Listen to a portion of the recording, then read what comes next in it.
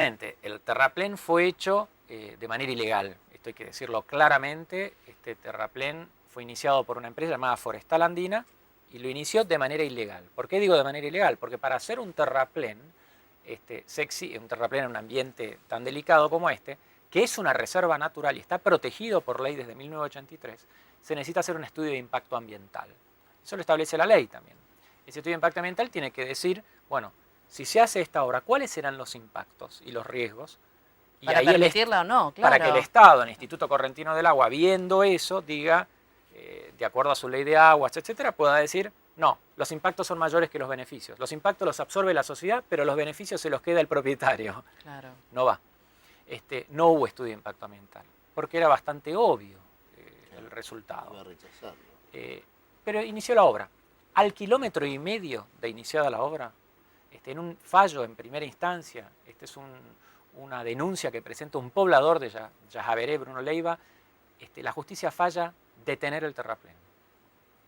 Siguió construyendo el terraplén, a pesar del primer fallo. En una apelación, en el segundo fallo, se ratifica el fallo anterior. El terraplén ya tenía 12 kilómetros de largo.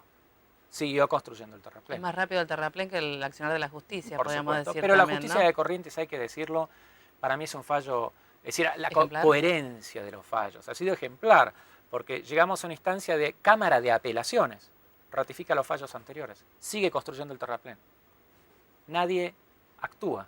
Y la Cámara de Apelaciones establece también que hay que demoler el terraplén. Termina en lo que sería la Corte Suprema de Corrientes, que es el Superior Tribunal de Justicia.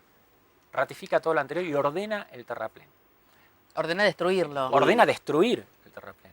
El terraplén ya tenía 23 kilómetros de largo, se habían violado todas las decisiones judiciales, la ley de impacto ambiental, el Código de Aguas de la Provincia de Corrientes y la ley de la Reserva Provincial de Liberá. Este empresario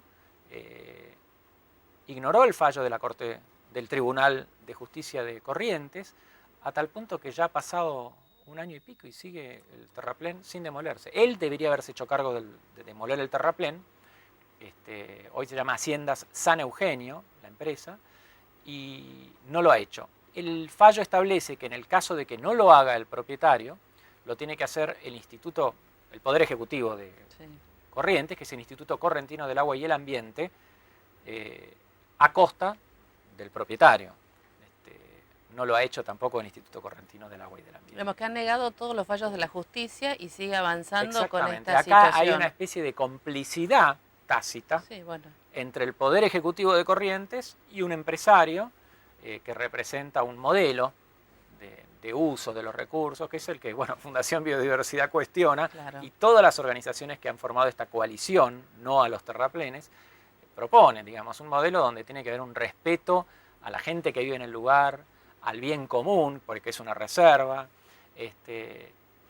antes que primar los beneficios personales de una empresa. ¿Hay una instancia superior de apelación? No, es que no hay necesidad, está todo dicho. Entonces acá se genera la gran paradoja, porque estamos ante una paradoja, que es, listo, ya está. Claro, pues. ¿Y ahora qué pasa? Quiere decir que si esta persona no hace nada, no existe, la justicia no sirve.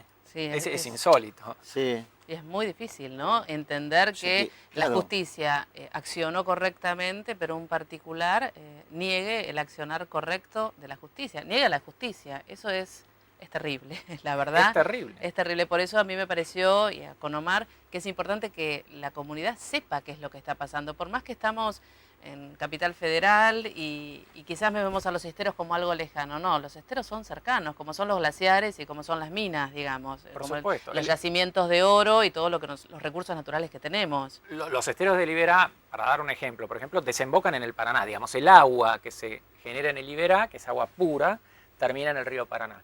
Y las especies de peces, dorados, muchas especies remontan al río Corrientes, y sobre todo dorados, desoban en el Iberá y utilizan el Iberá, por ejemplo, para reproducirse, ¿no? ¿Se puede medir el daño ambiental de que no tiren este terraplén? ¿Qué ocurre con los esteros? ¿Y qué esto va a quedar así? El Iberá en este momento, en el año 98, fue 1998, se produjo una inundación extraordinaria. Fue el fin de un periodo climático húmedo que duró 20 años en el noreste argentino, y el Iberá alcanzó su nivel máximo. Uno podía tirar una lancha, si tiraba una lancha con motor en el extremo noreste del Iberá, podía llegar hasta el sudoeste, que son 250 kilómetros de largo. Eso hay que tener en cuenta. El Iberá tiene 250 kilómetros de largo en toda su extensión.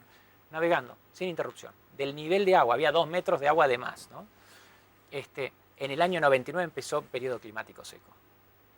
En el año 2005, esta persona, aprovechando el periodo climático seco, que le permitía meter máquinas, no las tenía que meter en el agua, las tenía que meter en un charco o en la época de seca en tierra firme. Aprovechó para hacer esta obra. Todavía no vino el nuevo periodo climático húmedo, que en algún momento aparecerá porque son ciclos, ¿no?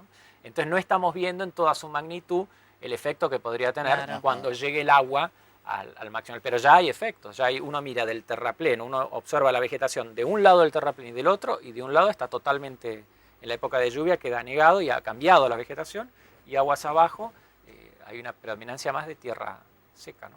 También tenemos unas imágenes, Tomás, con respecto a lo que los pobladores hacen para tomar conciencia, para que nosotros, los que estamos alejados, tomemos conciencia. Ahora seguramente las van a estar mostrando. ¿Qué fue lo que hicieron los pobladores? ¿Cómo se hace para que este particular que no le hace caso a la justicia, bueno, ¿cómo hacemos? ¿Cómo hacemos para...? Hay un poblador del paraje, Yajaveré, que queda muy cerca de Concepción, para que la gente que conozca Corrientes pueda ubicarlo mejor.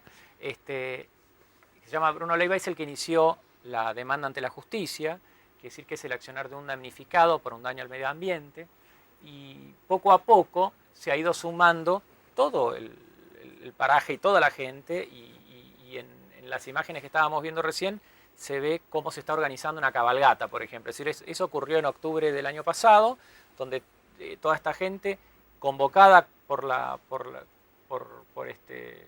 organizaciones y se juntaron y decidieron hacer una cabalgata a lo largo de lo que es el camino histórico que tienen ellos hacia su paraje, que hay que aclarar, es un camino que tiene más de 100 años, y ellos fueron cabalgando para manifestar en contra de estos terraplenes ilegales que los afectan directamente. Se ha argumentado, por ejemplo, la empresa ha argumentado que ese terraplén era el camino de acceso que los pobladores tenían para llegar a Yajaveré, lo cual es una falsedad total. Los pobladores de Yajaveré viven en esa zona mucho antes de que esta empresa en el 2004 o en el 2005 comprara estas tierras. Esos son muchos de los que no tienen voz y que tenemos que ayudar para que realmente tengan voz, ¿no?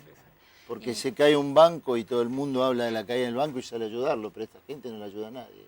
Por supuesto. Sí, y no nos ayudamos tampoco a todos, ¿no? Cuando hablamos de, ahí estamos viendo que es no es el terraplén, ¿no? Este es un camino trazado en el Iberá, pero hace más de 100 años, digamos, cuando nada de esto se planteaba, digamos. Es un camino municipal, casi un camino real, porque tiene que ver con todos los recorridos históricos que hacían estos pobladores. Y ellos están ubicados en el extremo. Este camino es el camino de ellos, digamos. No hace falta ningún otro camino. Claro, no hace falta esto que dicen desde la empresa, ¿no? Que le están claro, poniendo un nuevo camino, digamos. Ahora hay un nuevo argumento, presentó una petición diciendo que si se demuele el terraplén, van a causar un impacto ambiental terrible. Lo cual, digamos, esa es la pregunta que te iba a hacer, ¿no? Para finalizar, porque por supuesto, como siempre, en la televisión tenemos poquito tiempo. Si se demuele, si este terraplén se logra que la justicia accione, ¿no? ¿Qué pasa? ¿Se restaura la zona o no? Sí, lo que pasa es que hay que hacer un trabajo concienzudo. No se trata solamente de demoler un terraplén, que hay que hacerlo, por supuesto. Eso ya sería de un valor superlativo que se lograra eso. Pero después hay una tarea de recomposición que también tiene que tener a cargo la empresa, que es dejar el nivel del terreno al que estaba antes de hacerse el terraplén. Y después ayudar a la colonización vegetal, si es necesario, ayudando, es decir, con plantines, digamos, trabajar en el lugar, y el gobierno, que es al que le corresponde, hacer un monitoreo en el tiempo de cómo evoluciona el terraplén. Y es una oportunidad histórica aparte para hacer el estudio de una recomposición de algo dañado, para cuando haya casos de este tipo, o si vuelven a ocurrir en otros lugares, tener este precedente. Pero sí, el terraplén debe demolerse, y el tribunal correntino ha fallado claramente de que jamás se puede aceptar que frente a la comisión de un delito y habiendo hecho una obra de este tipo ilegal, se argumente que la no demolición, que terminaría beneficiando al que cometió la infracción, que no se haga la demolición, sería un disparate. Entonces no fue aceptada esa moción. El terraplén tiene que demolerse.